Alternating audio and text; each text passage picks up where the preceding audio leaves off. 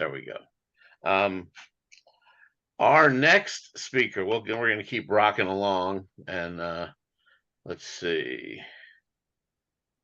Actually, I'm going to talk a little bit about why we're doing this.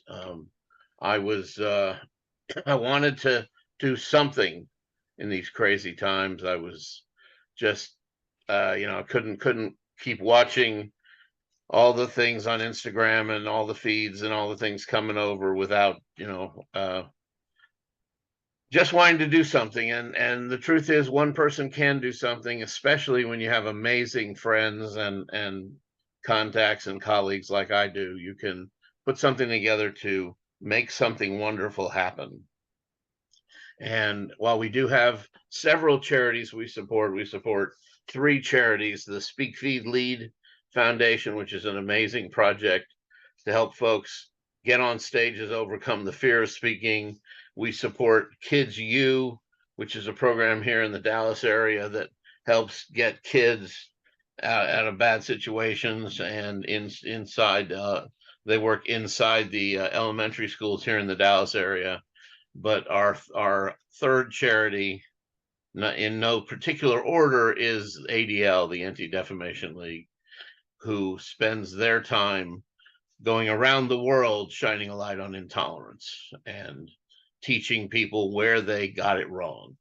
And they provide educational curriculum on all kinds of different areas, from anti-Semitism to anti-LGBTQ to you name it. They're on the ground helping expose intolerance and educate people on why they're wrong. And so that's an important organization in my mind, and so that's why we're here to support them today. And our goal for today is $1,800. 18 is a magic number in the Jewish faith. It represents Chai, Chei, which is life, and the letter Chai is in the Hebrew. It's the 18th letter in the alphabet, and which is also how Hebrew is numbered is by the alphabet. There's a lot of numerology and mysticism and symbolism in Hebrew as well. But Chai is life. So since this is our first event, our first goal is $1,800, and it's my intention that next year in our second event, our goal will be twice that, 2 times Chai, $3,600. So let's try to reach that goal today. Reach out to your friends, share these feeds.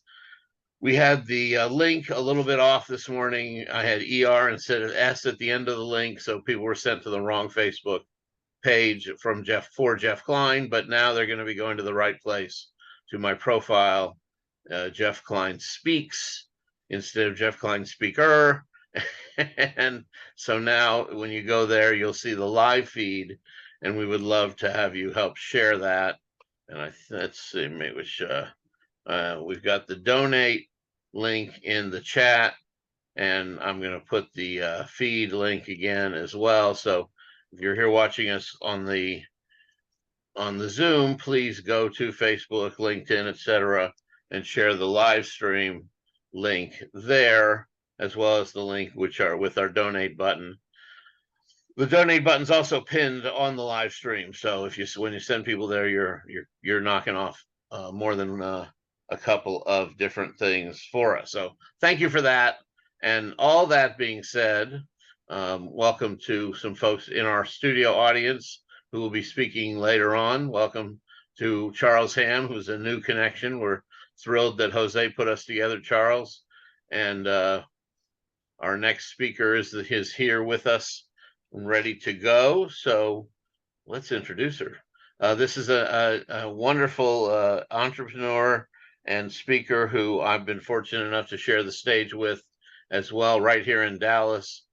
She is a stress expert with an X. She is a multiple best-selling author.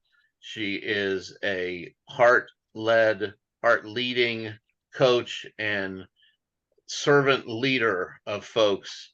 Please help me welcome Sara Nakamura. Hi, everyone. There you are. Let me spotlight you. And you are good to All go. right. Well, first of all, Jeff, thank you so much for putting this together.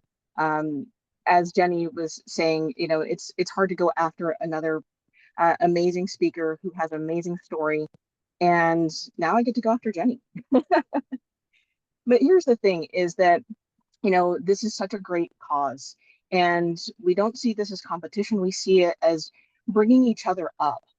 And that's one way that we can really just dive into this intolerance, is to create a community of support. And so thank you for doing this. Thank you for bringing on some great people to share our stories. And I think sometimes we feel alone. And when we feel alone, we feel isolated. And that creates a lot of difficulties in our lives. So the Anti-Defamation League is a great cause. And if you have it in your heart and ability to donate to this cause, please do. So I just want to say that first and foremost, because of all the reason why we're here. And when you asked me to speak on this conference, it it kind of sunk deep for me. I'm going to go a couple layers deeper in the emotion scale today, because I live in Las Vegas, and I just picked up the news yesterday, and there was a child, 17 years old, who was attempting to help a younger kid. And in his plight to help this kid, he got beaten by 8 other kids, all under 18. And the 17-year-old didn't make it out of the hospital. And the reason why these kids were fighting is they're because of their differences, because one kid had a set of AirPods. And so this child lost his life. And as the speakers have said before, intolerance comes from different places, but it comes from when we're young.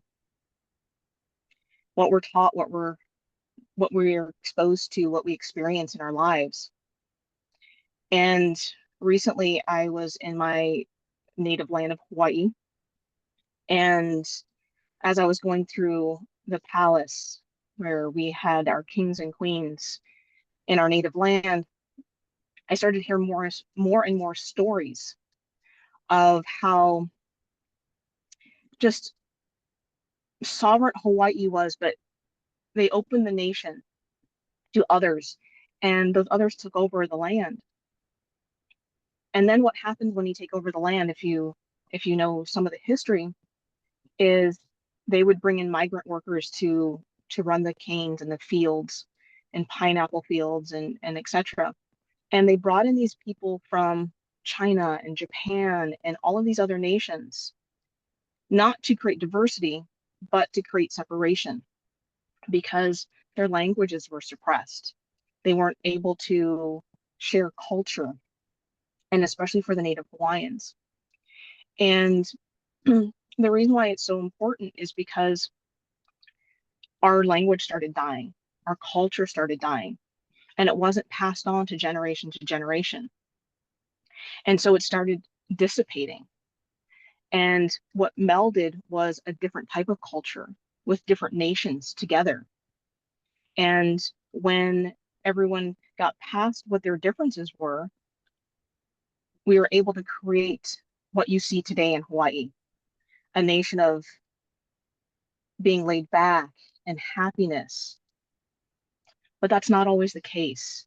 And so those 200 years, it was a difficult time.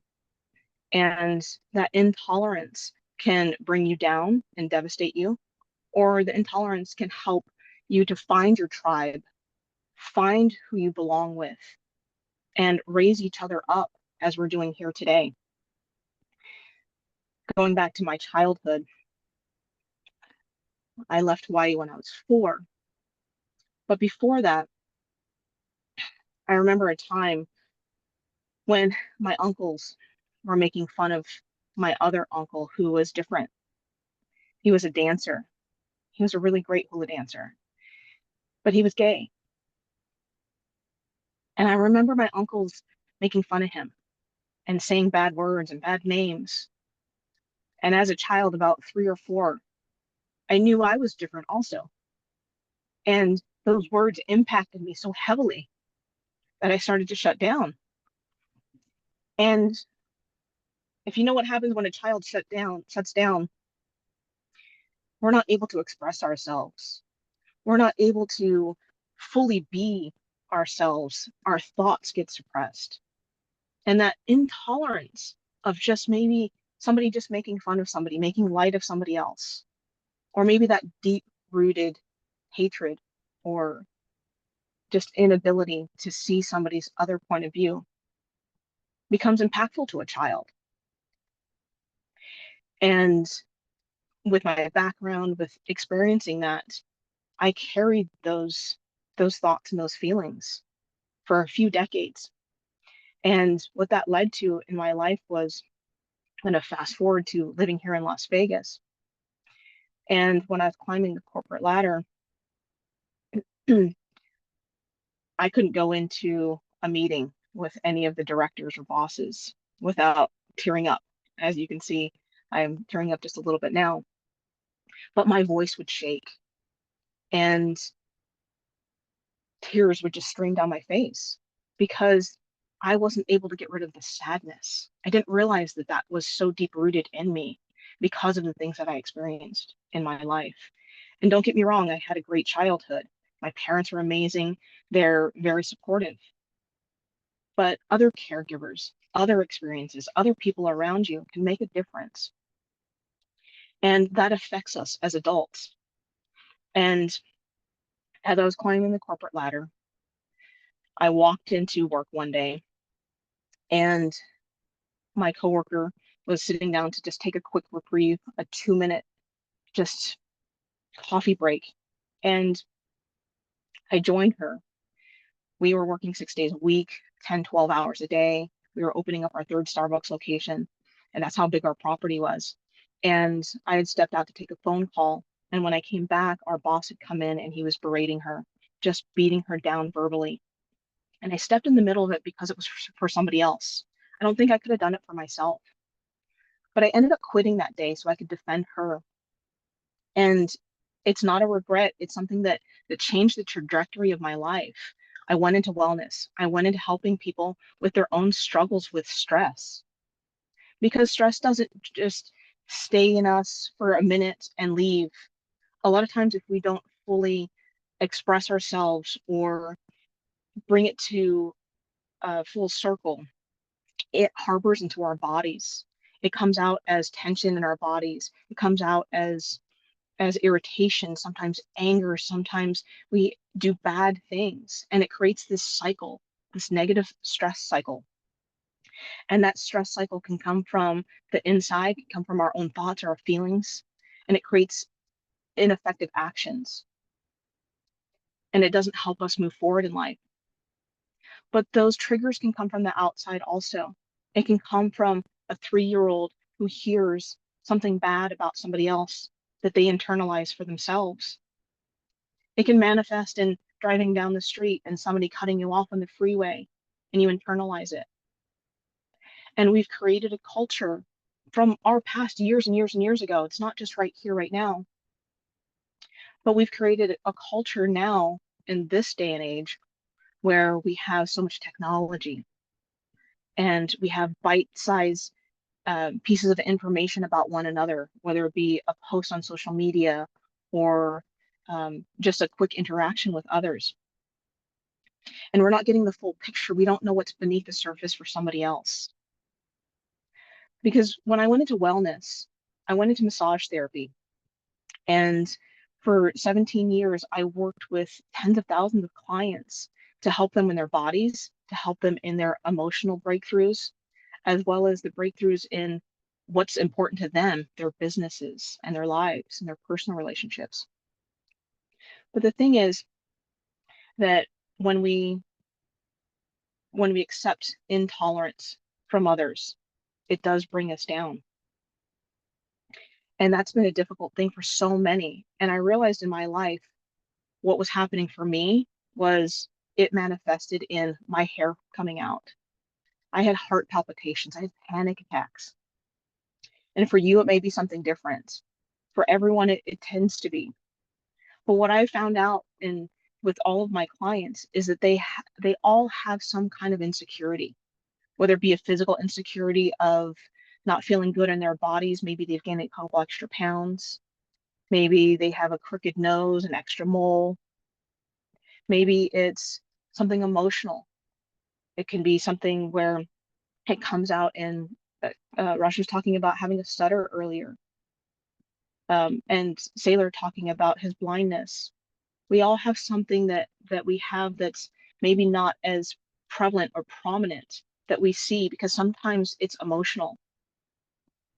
And intolerance from others creates more and more dis-ease in our lives.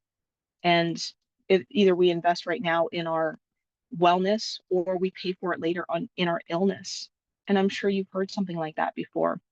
But if we invest now in helping to create a more open and diverse culture, if we help others to see something from someone else's point of view, then we're really able to open up those hearts. Those seeds that are planted at a young age can flourish into just openness and creativeness. And this is a really great cause, Jeff. So thank you for bringing us all into this because we see so many wars going on, and it may not be on the news, but it could be within ourselves. It could be in our relationships. I kind of equate it to, um, checking out a new restaurant. And, you may not know what those ingredients are. You may never have heard of those dishes, but if you remain curious, if you're open, you may try something new. You may be exposed to something different and find those things. Create new dishes and new experiences for yourself. If you're somebody who feels like you're intolerant to other people or other nations or cultures, because just a generation ago, we were told where to sit or not to sit on a bus. We were told what drinking fountain to drink out of or not. We were told that that color, that race, that background, that was different. And when we don't come together, we stay separate. And in this unique age, we're all learning how to get through this digital age. And so if we can do it together, we're just able to move forward in our lives. And that became, part of the reason why I created the book, Stressed Out and Don't Know What to Do. And in the 2-minute techniques, I just want to run through one real quick that will help everybody running through it. If you have a challenge in your life, tell yourself, I care. We can't control other people, we can only control ourselves. So the acronym I care stands for go inside of yourself. Whatever challenges are going on, whether it be, a major challenge or something that you're just not being able to get over in the moment, go inside of yourself. Take that I inside of yourself. You have the answers. You have the answers to move forward. And then C, contain the problem. You don't need counsel from 10 other sources. Contain what the challenge is and just weed out the rest of the information.